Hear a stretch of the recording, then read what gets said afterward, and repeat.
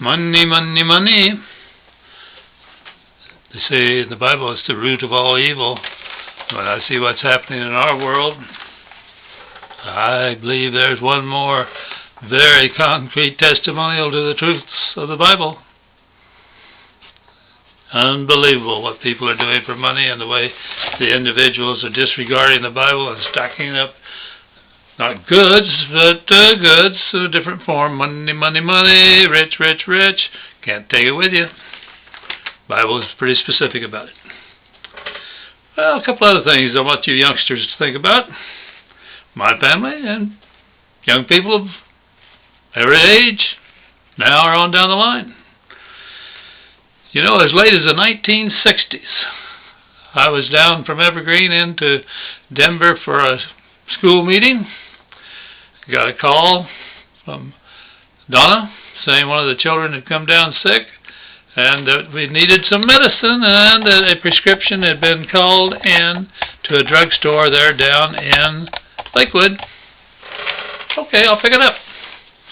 Well, then I checked my billfold and I didn't have any money with me. You know, a couple of dollars, but not the kind of money you need to pick up a prescription even in those days. So I went on in because there was still in those days a thing called counter checks. Almost every business had a book of counter checks there at the cash register, and if you didn't have your checkbook with you, you filled in the name of the bank, put your account number down, whatever, and filled out the amount, signed your name, and that check would go right on through. Well, this particular drugstore quit. That business didn't have any counter checks, so I was pretty discouraged and didn't know what to do. And the druggist said, well, you do know what a check is? And I said, of course I know what a check is. A check is a promise to pay. Well, he said, here's a 3 by 5 card. Why don't you write out a check? So I did, and it went through, and in those days your checks were returned to you. No comments on my check at all. It just went through like any other check. Pretty neat, pretty neat. Can't do that sort of thing now. And it wasn't too much later on that I was in a store on the west side of Denver, saw something that, hey, I'd kind of like to have that. Didn't have any money with me. Didn't have much money. You certainly didn't carry much money around with you. I said, well, you know, if you've got a counter check, I'll just make out a check. They said, hey, where have you been? Counter checks don't exist anymore. We put a stop to that. There were too many people using them as a way to get money illegally. No more counter checks. Okay. Well, now fast forward to now.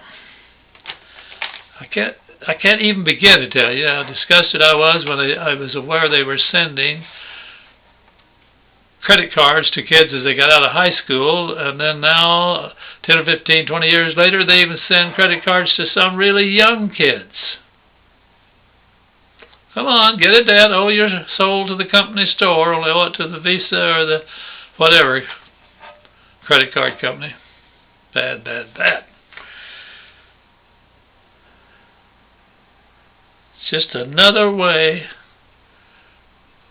for the people that's got the money to get more money, and to heck with the fact that it ruins lives and ruins family relations and so on when you get people so deep in debt that they can't see their way clear to get into a better situation.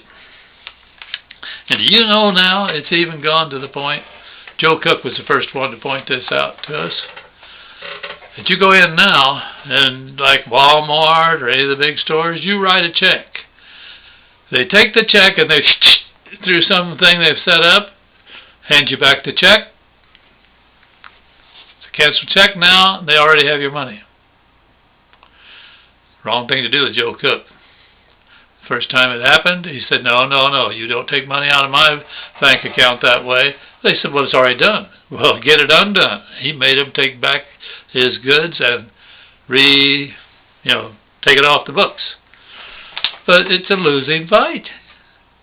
They just keep finding a slicker way to get the money from your pocket to their pocket and open the gates to more and more easy stealing of other people's money.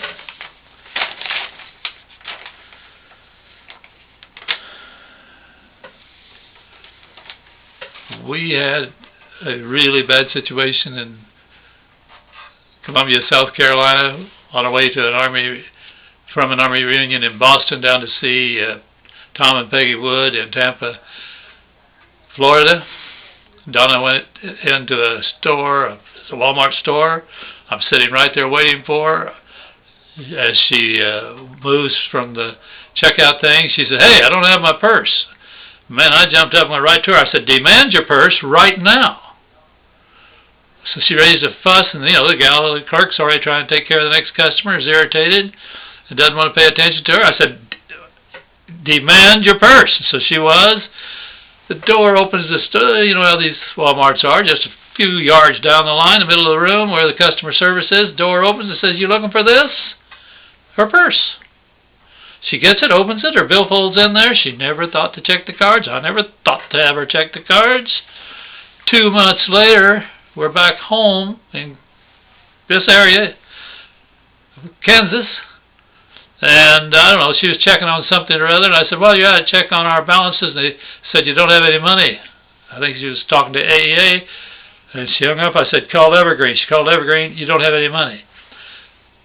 Somebody took just the 2 cards out of her wallet, emptied the bank account, waited until the end of the month when we had our direct deposits, emptied the bank accounts again.